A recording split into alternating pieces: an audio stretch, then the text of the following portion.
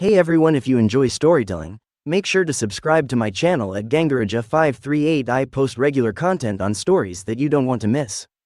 Hit the subscribe button and turn on notifications so you'll always be updated with my latest videos. Thanks for your support. శివుడి మరియు గణేశుడి చిన్న కథ. అన్నయ్య ప్రేమ. పిల్లల కోసం నీతి కథ.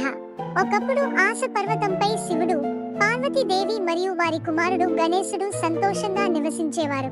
ఒక రోజు పార్వతీదేవి చెప్పింది, గణేశ, నీవు మరియు నీ తమ్ముడు కార్తికేయుడు ఎవరు నాపై, ఈ ప్రపంచంలో ఉన్న ప్రతి దేవతపై, గురువులపై ప్రేమతో ముగ్గురు ప్రదక్షిణ చేయగలరో చూద్దాం. అందరికీ మనస్ఫూర్తిగా నమస్కరిస్తే వారికి ఒక బహుమానం ఉంటది. కార్తికేయుడు వెంటనే తన వాహనమైన మయూరంపై ఎక్కి మొత్తం భూమి చుట్టి వచ్చేందుకు బయలుదేరాడు.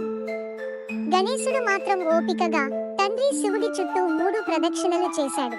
పార్వతీదేవి ఆశ్చర్యపోయి అడిగింది, గణేశ, నువ్వు ప్రపంచ చుట్టూ తిరగలేదు కదా?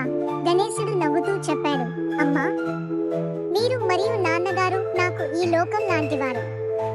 మీరు ఇద్దరు ఉన్న చోటే నాకు అంతటి దేవతలు ఉన్నట్టు.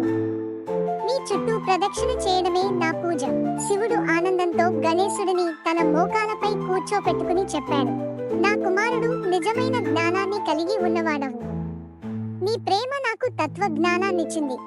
నీతి, తల్లిదండ్రుల సేవ చేయడమే దేవతల పూజల కన్నా గొప్పది. నిజమైన భక్తి మన హృదయంలో ఉండాలి.